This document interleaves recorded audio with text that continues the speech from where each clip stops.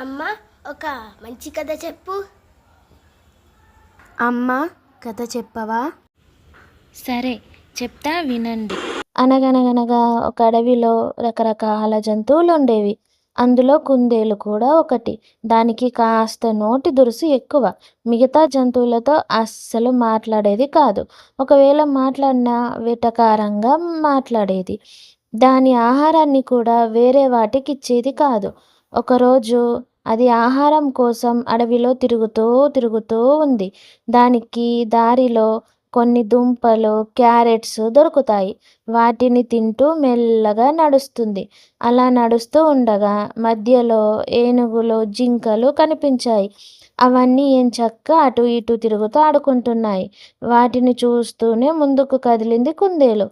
ఇంకాస్త దూరం వెళ్ళగానే అక్కడ నెమళ్ళు పురివిప్పి నాట్యం చేస్తున్నాయి. పక్షులన్నీ ఒకచోట చేరి సందడి చేస్తున్నాయి. ఇలా ఎక్కడ చూసినా అడవిలో జంతువులన్నీ సంతోషంగా ఉన్నాయి. వాటిని అలాగే చూస్తూ ఉండిపోయింది కుందేలు. ఇంతలో అప్పుడే అక్కడికి వచ్చిన ఒక రామచిలుక కుందేలుతో, "ఏమైంది? కాస్త దిగాలుగా కనిపిస్తున్నావు" అని అడిగింది. అప్పుడు కుందేలు, "అన్ని జీవులు మిగతా వాటితో బాగానే ఉన్నాయి.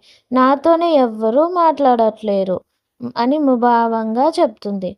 అప్పుడు రామచిలుక, "ముందు నువ్వు మాట్లాడే విధానాన్ని మార్చుకో. స్నేహంగా ఉండడానికి ప్రయత్నించు. అప్పుడు మిగతా జంతువులు కూడా నీతో స్నేహంగా ఉంటాయి. మనం ఎదుటి వాళ్ళ నుంచి ఏదైనా ఆశిస్తున్నామంటే అదే మనం కూడా ఇవ్వాలి" అని చెప్తుంది రామచిలుక. "అలాగే, ఈ రోజు నుంచి నువ్వు చెప్పినట్లే చేస్తాను" అంటుంది కుందేలు.